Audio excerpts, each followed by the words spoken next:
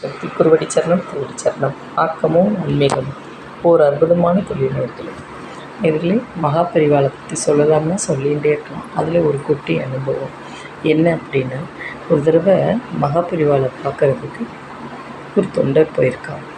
அந்த தொண்டர் பெரிய கோடீஸ்வரர். அவர் முதல்ல வைத்தியர்கிட்ட போய் பார்த்துட்டு முடியலைன்னு சொல்லவும் நம்ம மகாபெரிவாட்ட வந்திருக்காங்க. என்ன அப்படின்னா, நாய்க்கு உடம்பு சரியில்லை. அப்போ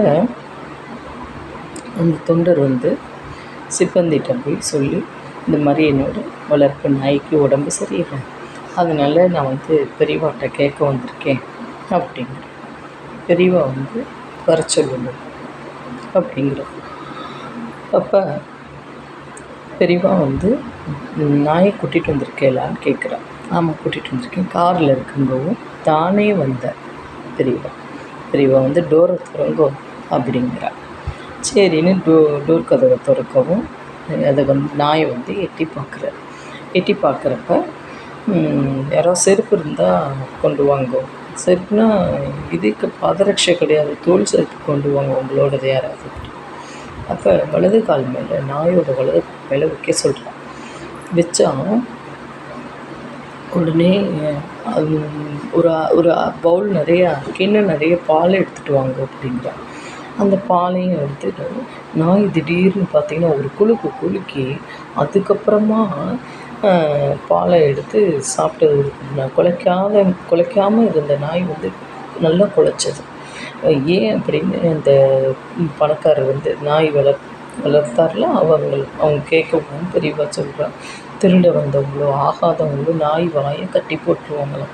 இது நாய்க்கு மட்டும் இல்லை, மனுஷாளுக்கும் அப்படிங்கிற பெரியவா. அப்போ எவ்வளோ பாருங்கள், நல்லா சில பேர் வேலை செஞ்சுட்டே இருப்பாங்க, கண் திருஷ்டியாக இருக்கும். அதனால தான் தினமும் ஒவ்வொரு நாளும் நம்ம பெரியவா என்ன சொல்லியிருக்கா, வாரம் ஒரு நாளாவது கல் உப்பு போட்டு குளிக்கணும். ஒன்று. ரெண்டாவது கண்டிப்பாக எலுமிச்சம்பழ திருஷ்டி சுற்றி போடணும். மூணாவது என்ன அப்படின்னா, இந்த சொல்கிறப்ப எனக்கு பெரியவா சொல்கிற இது கண் திருஷ்டிங்கிறது உண்மை. சில பேர் கருப்பு கயிறு போடுவாங்க. நான் என்ன சொல்கிறேன், கருப்பு கயிறு போடுறதுக்கு பொழுது நீங்கள் செம்பும் இதுவும் கலந்து காப்பு மாதிரி வைப்பாங்க பாருங்களேன், அதை போட்டு பாருங்களேன். அது கண்டிப்பாக நல்ல ஒரு பலன் கொடுக்கும். ஒன்று. ரெண்டாவது கருப்பு மையாவது ஏதாவது ஒன்று துளியாக வச்சு பாருங்கள், கண் திருஷ்டி கண்டிப்பாக போயிடும். அதே போல் ஆற்று வாசலில் மருதாணி கொப்பாவது, மாங்கொப்பாவது, இல்லை வேப்பிலங்கொப்பாவது ஒரு கொப்பு, அப்படி ஒரு பிடின்னு வச்சுக்கோங்களேன், அதை வச்சு பாருங்கள். உங்களுக்கே தெரியும், கண் திருஷ்டி தள்ளி போயிடும். கண்டிப்பாக பாசிட்டிவ் எனர்ஜி நம்ம ஆற்றுக்கு வரும். கண்டிப்பாக அதை தான் பெரியவா சொல்கிறா. இந்த நாய்க்கு அந்த செருப்பை காலில் காட்டிட்டு அந்த பவுல் நிறைய பாலை பெரியவா கொடுக்கும். நாய் சந்தோஷமாக வாழாட்டின்தான். அப்போ இந்த நாய் வளர்த்தவர் கேட்குறப்ப இந்த மாதிரி வாயை கட்டி போட்டதுனால இது தவிச்சது, இப்போ நிவர்த்தி ஆகிடுது அப்படிங்கிறப்ப தூக்கி வாரி போட்டது. உண்மை, இது உண்மை. கண்டிப்பாக நமஸ்காரம் நேர்களே. நீங்களும் இந்த மாதிரி கண் திருஷ்டி வராமல் இருக்கிறதுக்கு வெண்கடுகு, சாம்பிராணி, அருகம்புல் பொடி போட்டு திரித்து வச்சுட்டு அந்த சாம்பிராணி திரித்து வச்சுக்கலாம்.